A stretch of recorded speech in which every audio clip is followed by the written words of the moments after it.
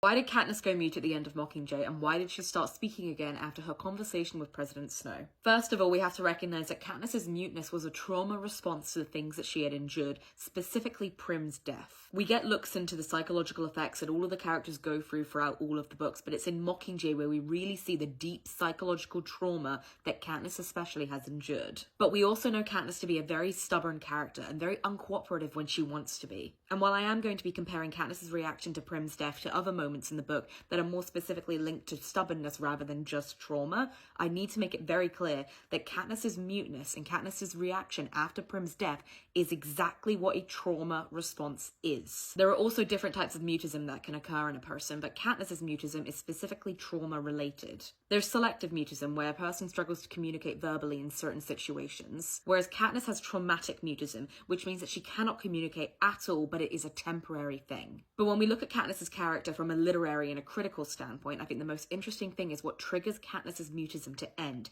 and that is her conversation with President Snow. There are a few moments in the series where Katniss's trauma becomes so overpowering that she almost seems stubborn in her unwillingness to cooperate. And these incidences are especially highlighted in 3 moments in the final Mockingjay book, the first 2 in which she thinks she's lost Peter, and the final one when she has lost Prim. When we first find Katniss at the start of Mockingjay, she has just been rescued from the Quarter Quell. She is adjusting to District 13. She is severely traumatized from everything she has gone through. She has lost Peter, and she is unwilling to help them with the revolution by becoming the Mockingjay. And we know Katniss as a character. We have seen her for the past 2 years fight for the people who couldn't fight for themselves and put herself in the line of fire. And suddenly, when it seems like she's at her most valuable, when it's at the most important moment in the series, she doesn't want to help. And it's not because she's a bad person, it's because she is so overwhelmed with her grief at losing Peter, at leaving him in the arena, and at the guilt she feels and the trauma that is causing and manifesting in her. And it's not just Peter who is the cause of her trauma, it is everything she has experienced and everything that she has gone through.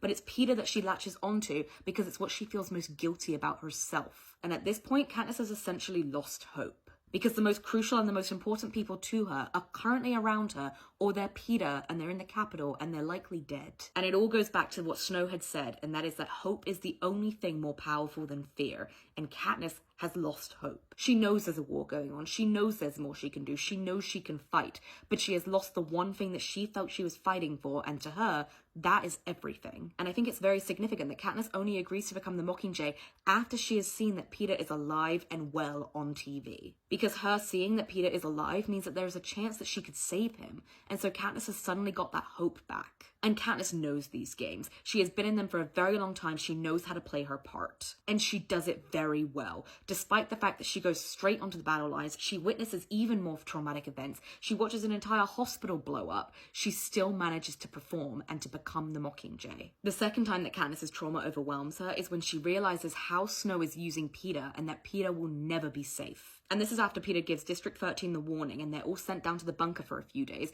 and Katniss and Finnick are brought up to basically broadcast to the world to let them know that District 13 is alive and well. But Katniss has also just witnessed Peter be brutally beaten up on screen after he gave that warning. And she has also realized that Peter is nothing more than a punching bag for Katniss's actions.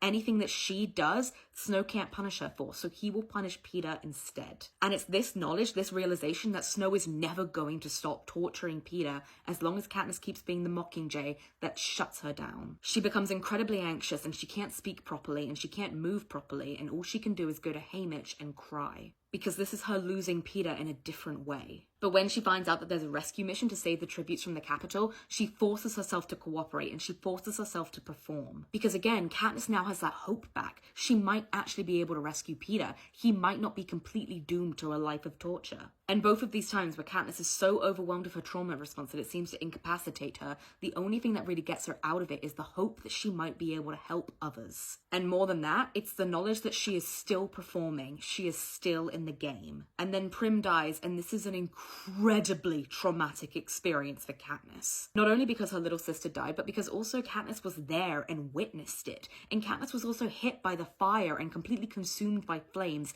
and severely burned. It's not shown in the film as much as it is told in the books, but Katniss is so severely burned that she needs multiple skin grafts around her entire body. And it is in the immediate aftermath of this that Katniss is at her least functional. It is when her trauma response is the most severe. She's developed traumatic mutism and she even starts to hallucinate. She starts seeing her dead loved ones around, and though that does subside a bit when she stops taking the morphling as much, it's still prevalent. And unlike the previous times with Peeta, this is permanent because Prim isn't captured, Prim is dead.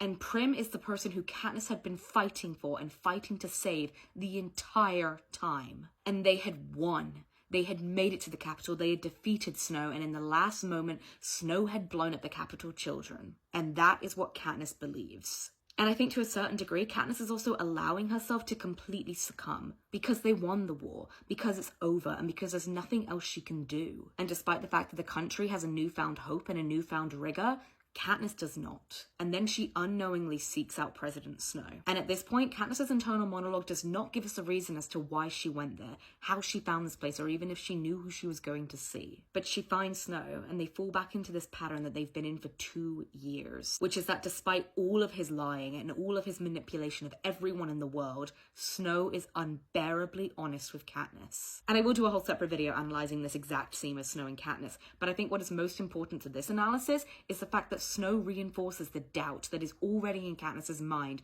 about President Coin. Because Katniss has never trusted Coin and has always thought that Coin had ulterior motives, and she has more recently found out that Coin has always seen Katniss as a threat to her power. And Katniss goes into this meeting believing the rhetoric that Snow sent the bombs to kill the capital children, Snow was the one that killed Prim, and therefore Snow is about to die, so what does it matter anymore? He's going to die. There's nothing left for me to do. And then Snow tells Katniss that he is sorry for Prim's death and that he would never do such a thing and that it was masterful on Coin's part. And Katniss does not want to believe him, but deep down she knows he's right. And it is at the end of this conversation, the only words that Katniss speaks in this entire scene, the first words she's spoken since Prim died are, "I don't believe you." And when it comes to Katniss's mutism, we have to remember that traumatic mutism is not normally a permanent thing. It will eventually end. And for Katniss, it is this conversation with Snow, this realization that she is still in the game. There is still an enemy at play. There is still people at risk that triggers her mutism to end. And it feels weird calling it hope, but for Katniss, I do think it is a weird type of hope that she suddenly gets. This isn't positive hope. This is all the pieces suddenly coming together for Katniss to finally see the light at the end of the tunnel for her. And for her plan is ultimately to end herself.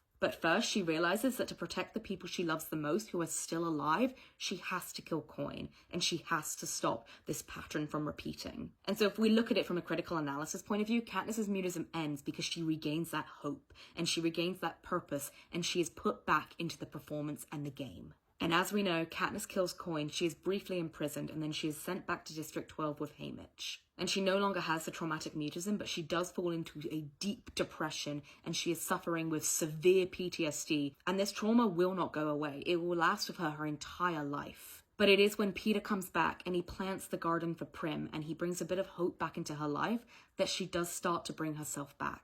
And by that, I mean she showers. And that is such a huge step for someone who is struggling with the level of trauma that Katniss is struggling with. But that is essentially a look into Katniss's mutism and her trauma response throughout the books and throughout Mockingjay especially. And if you have any other questions, then please let me know, but I want to reiterate that I am not an expert on psychological issues and disorders, and that when I'm discussing these characters, they are individual fictional characters. I'm not trying to generalize trauma or generalize anyone's experiences. But yeah, let me know if you have any other questions in the comments.